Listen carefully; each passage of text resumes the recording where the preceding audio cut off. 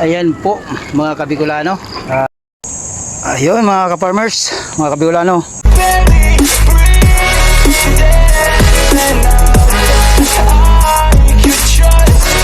Yo, I think about Tayo ay nagpakain ng ating mga patok. Ayan. So konti na lang yung mga kabikulano dahil hindi na kayang masikaso ko. Kaya yan lang muna. Mahirap magpa ng marami na lagi kang wala. So every Sabado Linggo lang ako dito. So naiwanan ko ng 5 araw.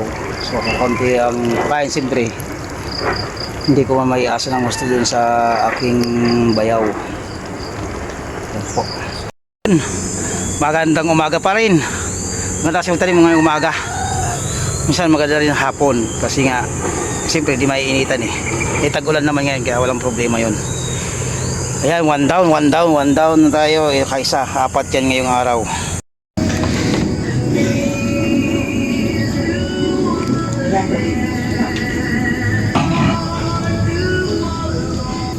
Ina? Okay ah.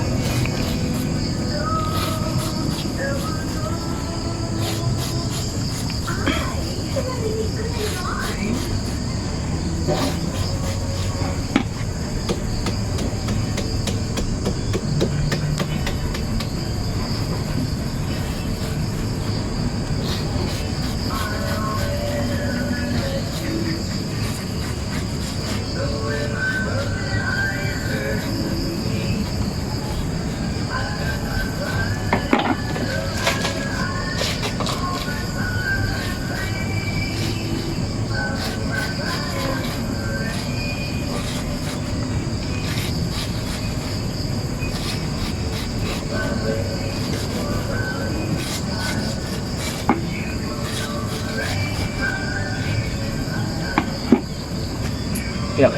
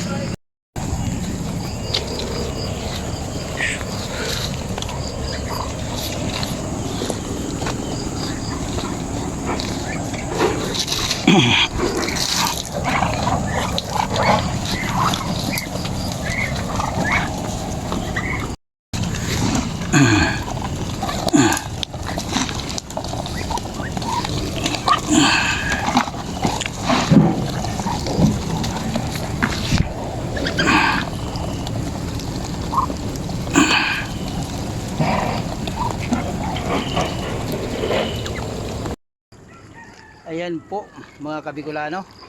Tayo ay nagpakain ng ating mga patok. Ayan. So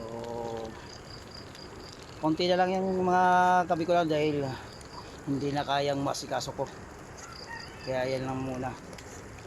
Mahirap magpa ng marami na lagi kang wala. So every Sabado Linggo lang ako dito. So naiwanan ko ng 5 araw. So konti ang kain, siyempre hindi ko maiasa ng gusto dun sa aking bayaw. Yan po. Ayan po, good morning mga kabikulano, mga ka-farmers. Ayan po, dito tayo at malapit tayo sa mga kawayan. So ang hirap magpatubo at mahirap kasi inuubos ng mga ugat. So ang plano ko ay saging na lang itanim dito. Ayan po ang itanim kong saging dito na lang para at least tabi ng daan at mayroon tanim dito, hindi lang puro mangga. So ayan, magsisimulan ako mga kabikulano. Ayun mga ka-farmers, mga kabikulano, meron tayong natanim ngayong araw is 4, 1, 2. Ayun ka-farmers, ayun ang tanim ko ngayon. Ano? 1, 2, tapos yung 1, 2, ayan, 3, 4. So tingnan ko kasi dito kasi portion doon ano ng tubig uba, so kailangan maharang yung ano mga lupa uba ng uba, kaya tingnan naman ko dito ngayon. May mga ano naman yan, gabi, ayun, okra, yung iba hindi mataba. Yung kamuting kahoy hindi naman siya ganun nag ano, lalaman kasi nga sobrang ano ng ugat ng kawayan, kaya pahirap ano, at ilang bis ako dyan nagtanim, hindi tayo nakakaani. Yan. Wake up, today's gonna be a good day. Wake up, today's